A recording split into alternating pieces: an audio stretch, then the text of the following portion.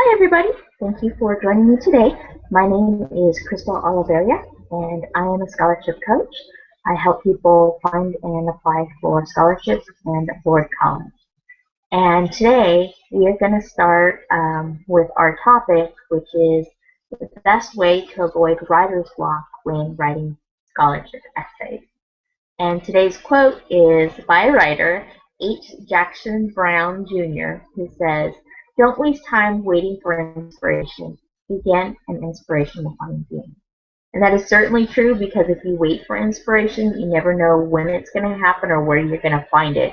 But if you start the process and you begin, then you're likely to find inspiration and you can use it, or you would think that's inspiring. How can I use it in my process and in my journey of what I'm doing?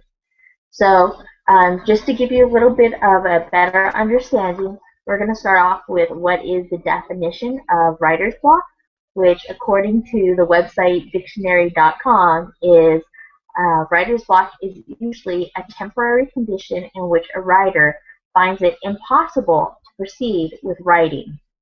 And a lot of times what happens is when we start writing, we tend to come into three different obstacles that are common for most people, which is one, we're overwhelmed, and so we never actually get started, or we don't know how to start. We tend to think that writings happen in a logical order because we read in a logical order.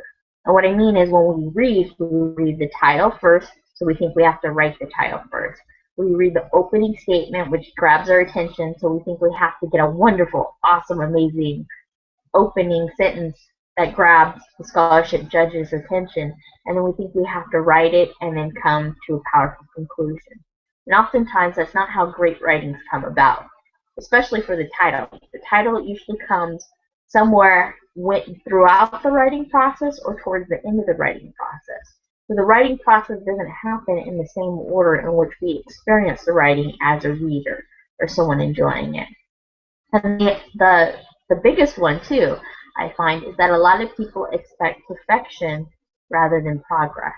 And if you're always expecting perfection the first time, anytime you write anything, you're not going to get going. You're not going to get started. It's not realistic. Great movies, plays, presidential speeches, great scholarship essays, they don't just come out. They take revision. They take time to revise. And a lot of it has to do with your ideas and providing clarity. So today, that's why we are here to talk about how you get unstuck and what do you do when you are writing scholarship essays and you also come into a problem that is also known as writer's block. So I created a little block because it doesn't matter which way you turn it, like a dice, you're still going to be blocked. Anyway, I find that comical. I hope you do too. So one of the things that we do when we go through the writing process is that you want to have your ideas flow into like a funnel and capture everything on paper. And a lot of times people get stuck because when they write, they want it to be perfect. They want everything to flow. And the first thing you have to do is identify what ideas do you want to communicate. So that's why I have this handy dandy little funnel, is because you want to capture all your ideas that are coming in, and then you want to put them down onto this paper into these bullet points. So these are bullet points, and I'm not sure if you can see it, but in green writing it says ideas. Each bullet point is its own idea. And this is a great way to actually know what you're going to want to write about, because you don't have to worry about what am I going to write about, you already know. And the great thing about that is it helps you move along in the writing process, because eventually what will happen is you will take those ideas that you have over here, and then you can rearrange the bullet points, and then you'll have a rough draft. And that's important because a lot of times when we start writing, we think of everything having to flow, and then we get it the way we like it, and we run into these problems of, well, wait, I forgot to include this, or I forgot to include that. And so a lot of times the advice people are given about writer's block is just write, and eventually something will come out. The challenge I have with that is that means you have to spend a lot of time proofreading and taking things out when you're just writing blah, blah, blah, blah, blah to get yourself started. So rather than writing and hoping and waiting for the inspiration to come, I would much rather have you put out bullet points about something that you're going to eventually need to elaborate on. And so a lot of times it means answering the question directly depending upon what the question is. So for this video, I thought about, okay, well, what would happen if I was going to write an essay about this new direction I'm going as far as helping people get scholarships and education. Why is education important to me? And I broke it down into two levels. The first level is, yes, you obviously want to answer the question, but the second level is you want to go much deeper and not just state the obvious, which most people can guess, or you want to make it on a more meaningful connection that people can feel you on a heartfelt connection. And so for me, it was more like, okay, well, let me state all the facts, because when you have writer's block, it's like, okay, well, these are facts. I don't have to think about it. I don't have to have creative juices flowing in order to write the facts down. Let me write the facts. I can reorganize the facts. And then the second level is let me put meaning into those facts. And so what I did is I thought about, okay, well, if I was going to answer the question about my next field, the next field that I'm engaging in as far as helping people with education, and the scholarship essay question was, why are you interested in this field that you've chosen? For me, my bullet points would be talking about education is important. Statistically, people with higher education tend to make more money than those without college degrees. My second bullet point would be most educational institutions are not meeting student and parents' needs by keeping up with the skills that are necessary in the age of the internet.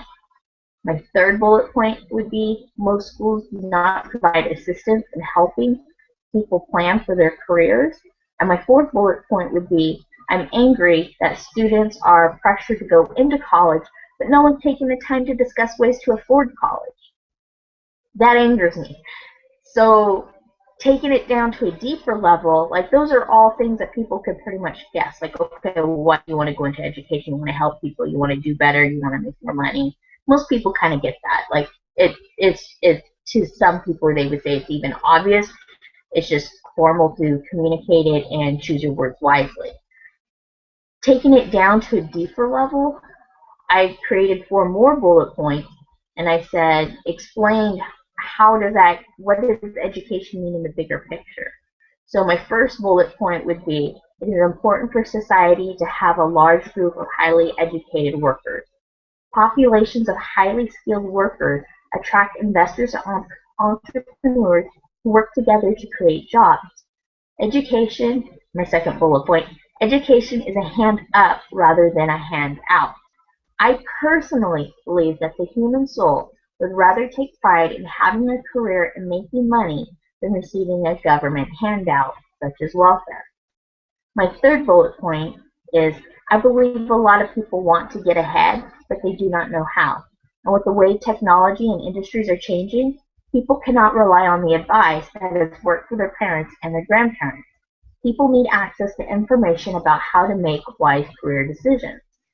And my fourth bullet point is people who have higher incomes are in a better position to give more frequently to their favorite organizations and charities. I believe that it's better for a person to be in a position to give than it is for them to need or receive.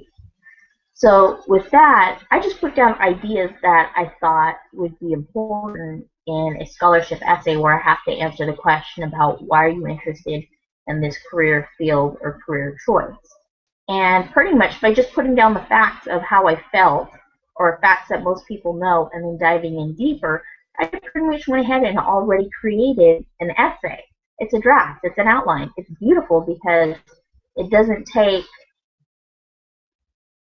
I'm not stuck in a process of what am I gonna write.